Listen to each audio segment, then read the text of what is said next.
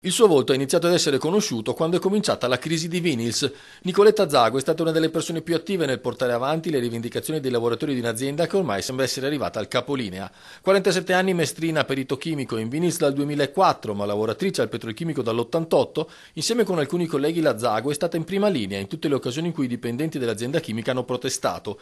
Dalle marce ai presidi, dagli striscioni esposti sul campanile di Venezia e in altri luoghi simbolo, alle notti passate sul cammino a 150 metri di altezza in pieno inverno, dagli incontri con la politica locale a quella nazionale, dagli incontri col patriarca per finire con il Papa, incontrato in occasione della messa di San Giuliano. Ora Nicoletta Zago sarà candidata con la lista Rivoluzione Civile. Mi è stato proposto dal segretario di Fondazione Comunista Sebastiano Bonzio, una persona a me molto cara, e ho accettato, nel senso che ho dato la mia disponibilità e il mio piccolo contributo in questa avventura.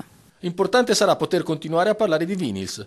Ci ho sempre messo la faccia in tutte le cose che ho fatto, ci metto la faccia anche questa volta qui, e il mio vuole essere anche motivo per non far dimenticare la vicenda Vinyls.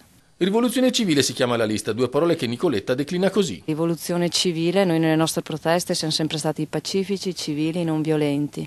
Giustizia e lavoro sono i punti del programma della lista capeggiata dell'ex magistrato Ingroia che l'hanno convinta. La giustizia, e noi stiamo ancora chiedendo giustizia per la nostra vertenza, anche il lavoro, e di questo credo che, insomma, specialmente nel nostro territorio siamo stati martoriati a sufficienza. 25 anni passati con la tessera della CISL non sono stati un problema nell'accettare questa offerta.